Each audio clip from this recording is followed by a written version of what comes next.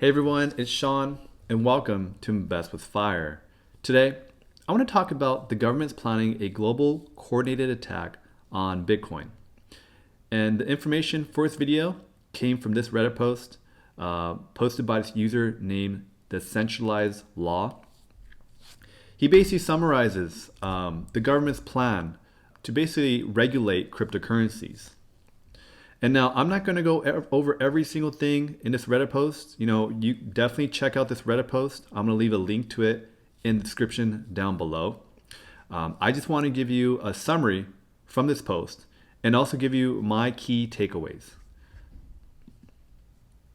So going into it, the summary is the governments at the highest levels have made an organization called the Financial Action Task Force to come up with international regulations for cryptos. And they're basically going to use international law to pretty much force every country to comply. And if you don't comply, then you can't participate in this whole cryptocurrency system that they're trying to regulate. And their main goal is to keep crypto activities restricted to licensed and regulated service providers. And this is how they plan to control the cryptocurrency market. A long list of ordinary crypto activities will now be labeled as a risk. We'll definitely go into that more later in the article. If you engage in these risk activities, this will result in them looking at your transactions and looking at who you are. And if you pose a risk to the system, then you're going to have trouble interacting with this financial system. Of course, it remains to be seen how this whole thing is going to play out, but I am keeping an eye on it because one of the risks to cryptocurrencies and Bitcoin, to me, was the possible outright banning of it. Because if they banned Bitcoin, to me, that would bring down the price of Bitcoin and slow down the adoption of it. So I want to go over the definition that they provide of a virtual asset service provider, and the acronym that they use is VASP. I'm not going to read this whole thing, but it basically kind of boils down into either a person or an organization that basically profits or is involved with cryptocurrencies. And it's, of course, a very broad definition, and they do this to cover their asses, right? Like you want to cover every single base, but you don't want to be too restrictive, right? And then people might find a way out of that restriction. They have these questions that help you figure out if you're a VASP. If you profit from the use of the service or asset. So if you're a person and you sell some Bitcoin and you make money from it, does that make you a VASP? Another question is who established and can change the rules? Who can make decisions affecting operations? Who generated and drove the creation and launch of a product or service? Who possesses and controls the data on its operations? And who could shut down the product or service? So these are very broad questions.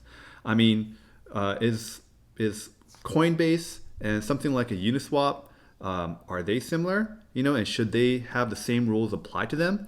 Coinbase is a centralized exchange versus Uniswap is a decentralized exchange. In which they provided liquidity just based with the protocol, versus Coinbase is very centralized. And these two things are very different, but they both profit from the use of an asset, right, or a service, a cryptocurrency service. So I don't think it's fair that these two organizations should be put in the same kind of definition. But this is what this VASP. This is what they're trying to do, right? They're trying to cover everything. And I don't think it's fair, which we'll go more into. So what do these VASPs need to do? All VASPs will be forced to implement KYC legislation. KYC stands for Know Your Customer. So say, for example, if you sign up for Coinbase, you have to provide like a picture of your driver's license, right? And a picture of you holding up a little sign, right? And these VASPs need to monitor transactions. And in order to become one of these things, you need to obtain a license. The real kicker, though, is that all these activities that aren't part of this regulated system can be labeled as high risk. And if you're say if you're flagged as high risk, then you may have trouble basically interacting with this financial system. So we'll go more into that. I want to give you my key points to this Reddit post. The first key point that I found was that this whole post, it was good and bad. It's not an outright ban of cryptos, but it is a very invasive regulation. And that kind of comes with anything, right? If you try to control something, you're going to have winners and losers. One of the key things about Bitcoin is what I was worried about is if they ban Bitcoin and every single other cryptocurrency. Because if they did that, it would really slow down the mass adoption of cryptocurrencies. And I think generally people are law abiding, right? They don't want to cause trouble. And if you make it illegal to own any cryptocurrencies, you're going to really slow down the adoption of everything. And to me, that was a big thing. And that's one thing that I was really worried about Bitcoin. And I'm glad to see that they haven't outright banned cryptocurrencies, but they have implemented regulations that goes against about what cryptocurrencies are about. For example, like decentralized, anonymous, and permissionless. I mean, it's in the name, right? It's called a cryptocurrency. Crypto is what makes it secure and anonymous. This whole risk system, man, what a great way, right? If you want to control people and the movement of money, just make this risk system, right? Because if you're not in the system, or say if you interact with an entity that's deemed risky by whatever standards they use, right? You're going to be placed on this list where you're a risk. And let's say if you go overboard and they just basically ban your address or account, you can't access the whole financial system. And this is what cryptocurrency was about, right, guys? It's about being permissionless. You don't need the permission of the financial system to interact with it. But these regulators, they're trying to figure a way on how to control everything. And this is what is going to make privacy coins like Pirate Chain and Monero even more important. Because, man, like if all your transactions are transparent, there can be some serious security risks, right? Like, for example, like say you buy a certain pharmaceutical, like a certain medicine each month, right? For some kind of health condition that you have, right? And someone can track that information and figure out maybe what type of medication you use, and they can use that against you. And shouldn't, your medical conditions be private? So how can if you make everything transparent, people can use that information against you. So there are some serious security risks involved with implementing these regulations. So the next thing is enforcement. It's going to be really tough, basically to enforce all these like KYC, AML, which stands for anti-money laundering, due diligence obligations and duties. So for example, like you have to track what address is tied to who, right? When you provide your information, like your driver license, you're tied to that address now, right? But if you're some kind of like decentralized exchange and you have a protocol that takes care of everything with a software program and that handles millions of transactions, now you have to track all those millions of transactions. Now, does that transaction go to a high risk address? And now, how do you rate that address? How high risk is it? And what pushes you over to being banned from that exchange or the VASP? And now who's going to enforce this? Is the VASP now going to be monitoring all these transactions, or do these entities now have to report all this information? So there's a lot of questions to be asked. It's going to be interesting to see how this is all enforced. I think it's going to be really tough for them to enforce, but it also creates a system where they could basically ban addresses and exchanges at whenever they want, and who to even talk to if they accidentally banned your address. And this is going to be expensive to implement and challenging. And this is going to make large companies are going to win from this. So for example, like Coinbase, right? Coinbase already requires you to provide all your KYC information, right? You gotta take a picture of yourself. You gotta provide your license, your driver license, or some form of identity, right? And generally, small companies don't require this.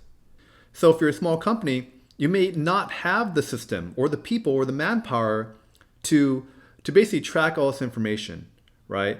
And gather all this KYC information because you're just a small little company. And now you have all these administrative things that you need to do in order to comply with these new regulations. The next key takeaway from these regulations is that they will stifle innovation.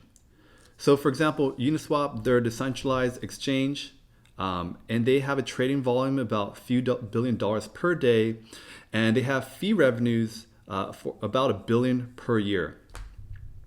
And basically Uniswap is a protocol that facilitates automated transactions between cryptocurrency tokens on the Ethereum blockchain through the use of smart contracts. So if you start making these decentralized exchanges like Uniswap, incorporate like a manual process of like tying KYC information to different transactions, you're really going to slow everything down.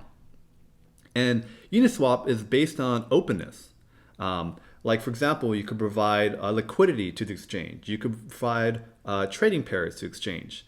And Uniswap is not the same thing as Coinbase. Coinbase is centralized, Uniswap is decentralized. And now you're gonna have, if say for example, if you provide liquidity to Uniswap, are you considered a VASP? And now, do you have to track all this KYC information, right? Because if we go to the definition of this, if you provide liquidity, right, you profit from the use of the service or asset, right? Because if you provide liquidity to that, you're going to earn a fee from providing money to this exchange. So this definition, it's very broad, and there's a lot of weasel words, right, to cover their asses. This definition really worries me. And it's going to really stifle innovation because now, like, does every user have to keep track of KYC information? I know that's kind of, ridiculous. But like, if you're just a small company and you come up with this cool new protocol, that's really great. But now you have to throw on all this KYC information. You have to track all these transactions. Now you have to you have to keep track of who's at risk and who's not at risk, who's banned, who's not banned. So that leads into potential winners, right? Those who fully comply with regulations. So for example, if you're Coinbase, you're already complying with a lot of these regulations. You're requiring KYC information. You're tracking addresses, right? And if an address is banned, you'll just ban that address from being used on your exchange. And of course, if you're a big company and you already comply with regulations, you want to promote these regulations because that really stifles competition also, right? Because if you're a smaller exchange or protocol and you can't keep up with all these like administrative things with keeping track of everything, it's just going to be too cost prohibitive. And so the losers are going to be privacy coins at first, in my opinion. So if you're like Monero or Pirate Chain, you're not going to be listed on these larger exchanges. And you're going to have to stick to the unregulated market and be outside of this financial system. Decentralized exchanges, right? Like Uniswap, you're going to lose from this. Now, because you have to include all the manual processes to keep track of everything with your automated process, right? You're slowing everything down.